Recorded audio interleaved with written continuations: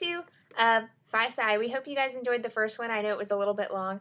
And we actually had something different intended for this one, but it was a little bit too dark outside and it didn't work as we had planned because mostly I look like a man in the entire video. And also, we can't sing like Miley Cyrus. But Sarah here is going to kind of introduce our theme for the night. So take it away, Sarah. They're probably really wondering about that first video right now. You'll see it eventually. Okay, so I need you guys to help me because tonight's episode is entitled Find Maddie a Man. What now? Find Maddie a Man? You know there's some like creepers out on the internet. I don't know how I feel about this. But go ahead. Okay. All right. So we're here to find Maddie a man, and so for your amusement, I'm gonna rehearse with her different kind of pickup lines. You know, just kind of let her get a feel for the whole dating scenario because never been on a date, guys. She really needs a man, and like she's just completely precious and pretty and everything, and like I don't know. My idea as of now is just that guys are too scared to ask her because they're afraid that she'll turn them down. She has very high standards, which is good. We're just trying to get her ready for whenever that really, really great guy comes along. So it better be great. Hot and holy like my Krispy Kreme, you know? Hot and holy. Okay, so do you want to first... And see, we need some feedback on you guys. Please leave comments in the section below about what kind of pickup lines that might can be used. Stuff that, really shouldn't be used at all. Yeah. Like... Okay, here's my best one so far. Do you come here often? I once asked that to a UPS man on accident, not knowing that it was a pickup line. And it might have freaked him out, maybe a little. But we were friends from then on out. We talked like every day. But not like on the computer, just in person. Yeah.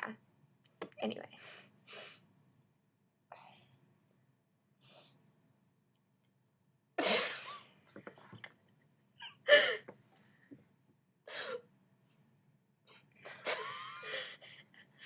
We have a case of the giggles. You should have told me that story before we tried it. I'm sorry. Okay, alright, now, here's something that you're going to get from, like, the really, really spiritual variety. He's going to be like, hey, would you like to join my purpose-driven life? That's a good one. That's what, all the guys out there use that one. That's my favorite. So would you like to join my purpose-driven life? Okay, now your turn. Let's see. I heard this one from, I don't remember where. It was something in high school, but if you were a pirate, Sarah, would you keep your parrot on this shoulder or this shoulder? Yeah. Don't use that one. It's bad. Okay, now, that's a really good one if you want to creep your friends out. Okay? Very good. It's very, very especially good. if they're unsuspecting and you just walk up to them. Very good. Right, exactly. But as far as impressing people at parties, maybe not so much unless they're highly intoxicated, in which case you better not be at that party. So. Never. No, of course not. I've been sober for almost 19.5 years, guys. That's like over as long as I've been alive. I couldn't imagine what you were about to say. I'm 19 years old in I haven't been sober that long. You haven't been sober? I haven't been alive. And it's because she's only 17. Yeah. She's like young enough to be my child, Just kidding. Anyway. Okay. And also, another thing, you guys, in the comment section on Facebook or on YouTube, you need to convince Maddie that she's not old because she says that she's past childbearing years. Totally past it. 19.5 is not past childbearing years. Oh, actually, I learned in marriage and family class this week that you start going past childbearing age at age like 26, 27. That's when you start to go downhill. I'm sorry. I'm scared. For all you people out there who are 27 and haven't had a baby yet, Get with it. Get with the program. You better start popping them out. Pop them out. Just like that. Put them in the easy bake, Shouldn't take that long. Get a little bun in the oven. Get a bun in the oven. Anyway. Okay.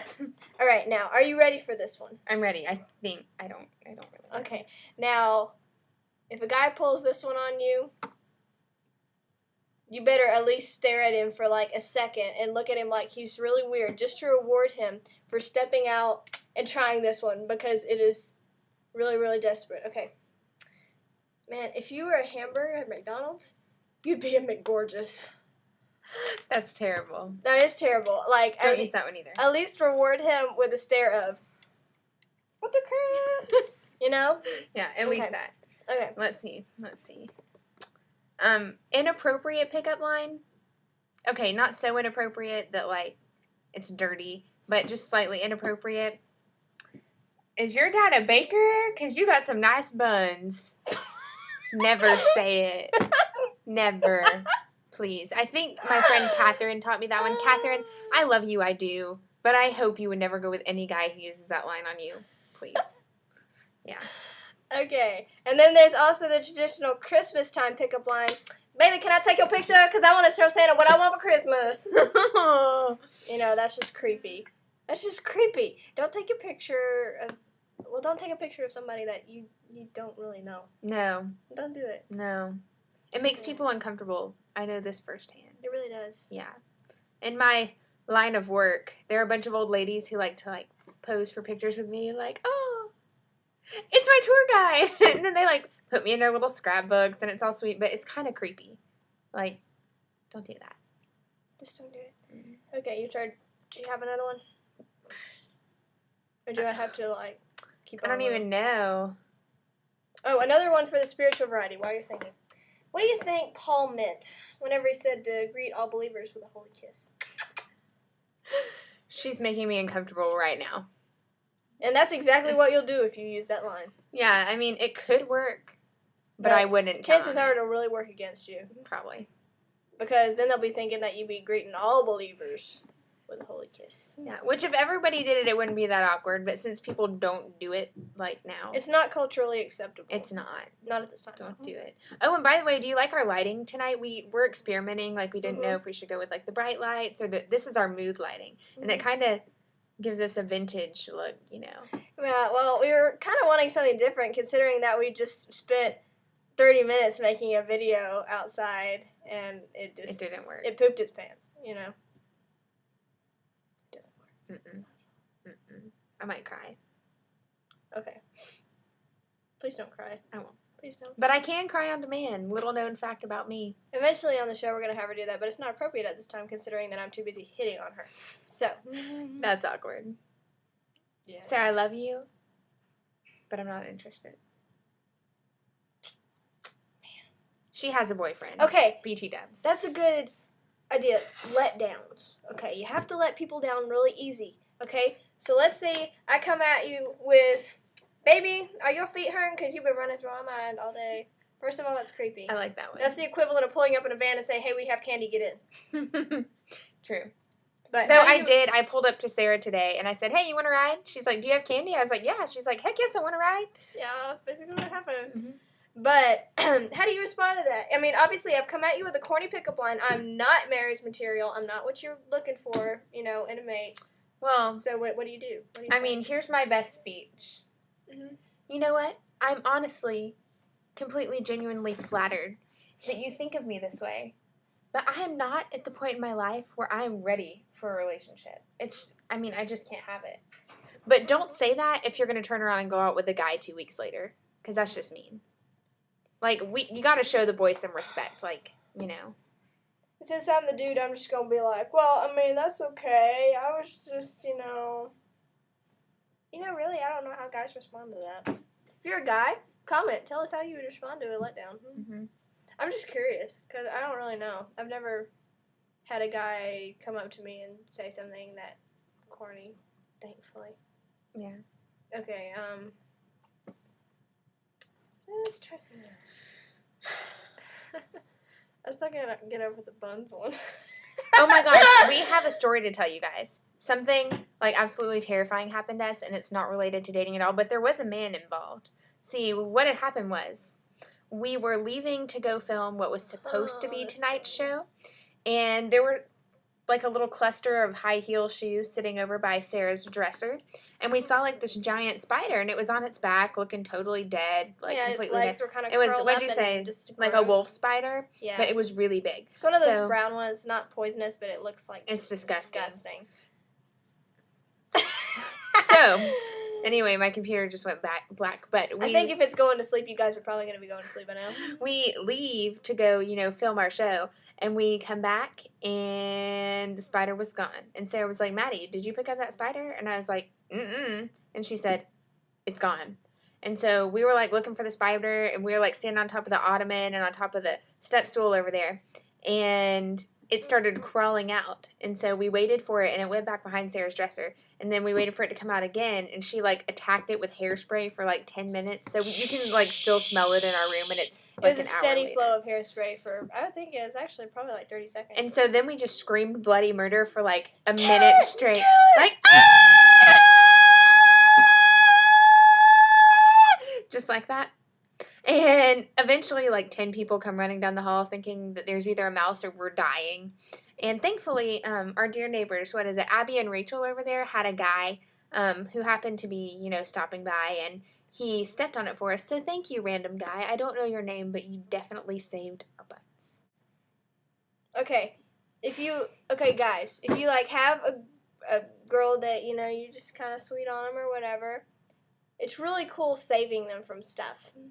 Spiders. They like to be saved. We like to be saved from things. Yeah, okay, so we need to find you somebody who could... Okay, we need to set her up with, like, a spider.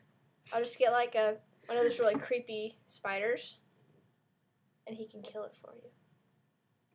I might pee my pants, honestly, and then it wouldn't be romantic at all. I'd be like... Tell them the kindergarten story, or pre-K, please tell them that. Okay. It's so funny. It's not related, but none of these stories have really been related. It's a crush, it's related.